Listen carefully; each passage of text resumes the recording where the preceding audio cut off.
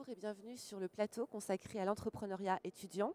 Alors autour de la table, j'ai le plaisir d'accueillir Monsieur Jean-Pierre Boissin. Vous êtes coordinateur national du plan d'action entrepreneuriat étudiant et également, avant tout, votre métier, vous êtes professeur à l'IAE de Grenoble. À vos côtés, Boris Debourg, vous êtes créateur d'entreprise, fondateur d'une entreprise donc, qui s'appelle 90 degrés Ouest. Alors, on va parler d'entrepreneuriat étudiant. Il y a environ 50% des jeunes de moins de 30 ans qui sont intéressés par la création d'entreprises, qui veulent se lancer, ce qui est plus élevé que la moyenne nationale des créateurs d'entreprises. Mais dans les faits, ils sont encore assez peu nombreux à se lancer. C'est surtout des gens issus de filières professionnelles. Donc, on voit qu'il y a pas mal de choses à faire. Des mesures ont été prises et notamment un plan a été lancé, le plan de création des pôles entrepreneuriat étudiant. Ce dont vous vous occupez. Donc, Monsieur Boissin, est-ce que vous pouvez nous expliquer ce que sont ces pôles? Alors, tout d'abord, le plan d'action sur l'entrepreneuriat étudiant. La première mesure, ça a été de demander que les établissements nomment un référent entrepreneuriat, donc de chaque établissement universitaire et des grandes écoles, puisque le plan couvre tout l'enseignement supérieur, autant les universités que les grandes écoles, les écoles d'ingénieurs, les écoles de commerce. Donc ça, c'était la première mesure. La deuxième mesure, il y a eu un appel à projet pour la création de pôles entrepreneuriat étudiant. Et donc, il y a eu dans une première vague, 20 pôles entrepreneuriat étudiants sur les campus en France. Et puis 3 ont été ajoutés, labellisés en 2012. Donc, ça fait 23 pôles. Ça couvre 1 million d'étudiants, en sachant qu'il y a 2,5 millions d'étudiants en France. Donc, on n'a pas fini de couvrir tout le territoire. Donc, on est présent sur toutes les régions de France, à peu près. Il manque 2 régions, mais notamment en Île-de-France, on n'est pas assez présent. Donc, ça, c'est un point. Et la fonction de ces pôles, c'est sensibiliser les étudiants à l'entrepreneuriat. Alors, d'une part, un centre pédagogique d'échange entre les établissements sur les campus, donc de mutualisation. Ensuite, aider à la mise en place de modules, y compris qui soient intégrés dans les maquettes pédagogiques. Et enfin, un pré-accompagnement des étudiants qui veulent entreprendre, notamment en lien avec des partenaires au niveau régional ou y compris des partenaires nationaux, puisqu'on a signé des protocoles avec plus de 30 organismes dans le cadre de ce plan pour soutenir ce plan, que ce soit les chambres de commerce, les chambres des métiers ou les business angels, le MEDEF, le CJD, enfin différents organismes. Les acteurs de l'entrepreneuriat, voilà. D'accord. Donc très concrètement, si je suis étudiante, je me pose des questions sur si je crée ma boîte, je vais dans un de ces pôles et puis je suis accompagnée. C'est ça. Voilà, il y a de la formation, de l'accompagnement et surtout aussi la mise en place de modules pédagogiques dans les formations, dans les établissements. D'accord. Vous sentez, vous, qu'il y a une vraie appétence des jeunes vers la création d'entreprise? Oui. Parce qu'en général, les étudiants, on pense filière professionnelle, création d'entreprise. Alors il y a deux dimensions. Un, il y a une appétence, oui. Comme vous le dites, 50% des étudiants, on vient de faire une enquête sur le Presse de Toulouse, sur 100 000 étudiants, on a eu un sondage et il y a plus de 50% des étudiants qui ont envie d'entreprendre. Par contre, ils annoncent très clairement que c'est décalé dans le temps, ils ne veulent pas passer à l'acte à la sortie de leurs études. Ouais. Donc là, il y a un enjeu, c'est que l'intention entrepreneuriale d'un étudiant, ce n'est pas nécessairement le passage à l'acte. Donc là, il y a une grande déperdition. Donc là, il y a tout un enjeu pour nous à travailler, c'est-à-dire de justement sécuriser le processus auprès de l'étudiant, et notamment de vérifier qu'il est indispensable d'avoir une expérience professionnelle avant d'entreprendre selon les projets. Ouais. Donc c'est un peu d'accélérer le processus de passage à l'acte et de le sécuriser par de l'accompagnement. Parce que l'idée derrière, c'est de leur proposer un projet professionnel adapté, parce qu'on peut se dire, ce serait peut-être mieux qu'ils connaissent d'abord l'entreprise avant d'entreprendre. Enfin, c'est pas forcément antinomique, mais voilà. Donc oui, effectivement. Donc ça, c'est un point aussi important, c'est qu'effectivement, ils peuvent très bien avoir besoin de se rassurer par une expérience professionnelle. Et j'ai envie de dire, on n'est pas là pour les obliger à passer à l'acte à leur sortie de leurs études.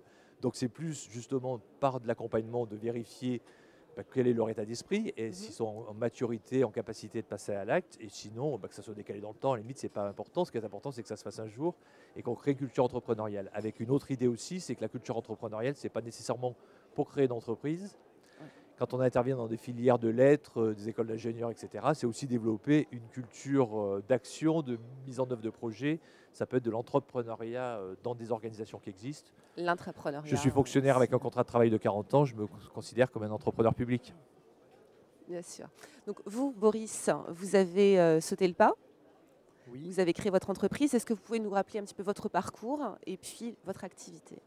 Alors tout d'abord, Boris Debourg, donc je me présente. Je suis passionné par les activités de pleine nature et par les activités sportives. Donc c'est vrai que par l'intermédiaire de cette passion, j'ai voulu passer le pas. J'ai eu de nombreuses expériences dans ce domaine-là. Et puis avant de passer par l'étape Pôle entrepreneuriat étudiant, donc j'ai reçu une formation universitaire à l'université de Poitiers. Dans quel domaine ? Dans le domaine des sports et des activités de pleine nature, au niveau animation et gestion de ces activités. Donc de là, ça m'a ouvert les portes sur de l'encadrement de multiples activités. Vous avez tout de suite pensé, je fais du sport et je vais créer ma boîte ou... enfin, comment ça s'est fait le cheminement ? Non, au début, c'était d'abord des expériences. Au fur et à mesure que ces expériences se multipliaient et étaient variées, j'ai vu le potentiel qu'il y avait dans ce milieu, dans ce domaine. Et de là, j'ai eu différents projets qui sont nés. Mais c'est grâce au PE que j'ai pu structurer justement ces différents projets pour en mettre qu'un seul sur la table, on va dire le plus concret, le plus réalisable. Alors 90 degrés Ouest, c'est le nom de votre entreprise. Qu'est-ce que vous faites ? Alors 90 degrés Ouest, donc c'est une entreprise qui a 1 an, qui propose des activités de pleine nature, des activités sportives sur la région Poitou-Charentes et aux alentours. Donc nous intervenons pour proposer ces activités dans des zones où justement il y a peu de services de loisirs, peu d'activités de loisirs. Donc on intervient essentiellement sur des zones rurales ou dans des quartiers qui peuvent paraître défavorisés, on va dire. Et en axant ces activités sportives sur les activités sur corde, principalement l'escalade, et puis des activités d'orientation. La cible, c'est qui ? Alors la cible, c'est essentiellement des groupes.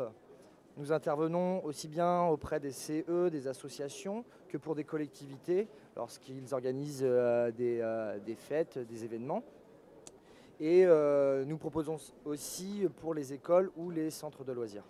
Alors très concrètement, l'accompagnement par un PE, ça se découpe comment ? Qu'est-ce que vous avez suivi des formations ? Vous avez rencontré je sais pas, des aides financières Alors, c'est vrai que l'accompagnement du PE a été très riche pour moi.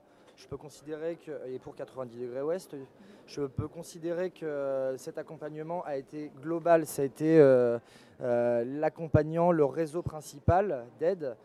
Donc d'un point de vue conseil, ils ont été riches, variés. Ils ont pu m'orienter, alors les membres du réseau ont pu m'orienter vers d'autres organismes d'accompagnement. Et puis, ce qui a été très utile pour moi, ce qu'il ne faut pas oublier, c'est que donc, voilà, quand on crée son entreprise, il faut avoir des compétences dans une multitude de domaines. Ce n'est pas qu'un seul métier. Et donc, le réseau PE a été très intéressant avec les ateliers de la création. Donc, ça s'appelle les passeports compétences création. Et ça m'a permis d'acquérir des compétences dans des domaines où j'avais moins travaillé, moins d'expérience. Donc, par exemple, c'est la compta. Par exemple, niveau compta et puis marketing légèrement. Voilà. D'accord, donc on voit un apport concret. Aujourd'hui, vous en êtes où ? Vous êtes toujours accompagné ? Vous êtes tout seul ? Comment ça se passe ?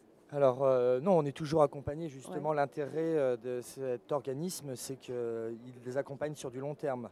Il y a des événements qui sont mis en place où je suis invité encore par les pôles entrepreneuriat étudiants ou d'autres organismes que le pôle entrepreneuriat étudiant m'a orienté.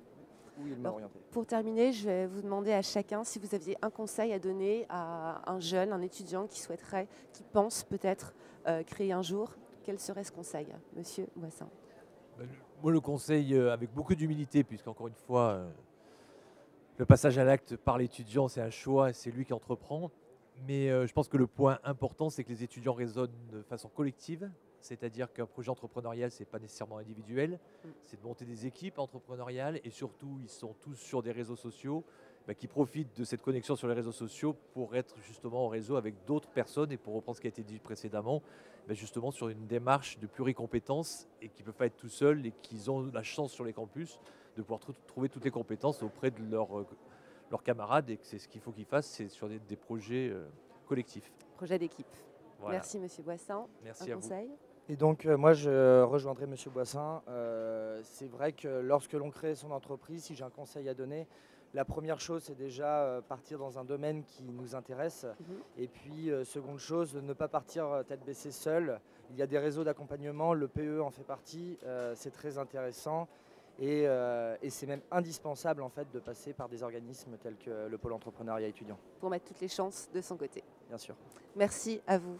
Merci beaucoup. Merci.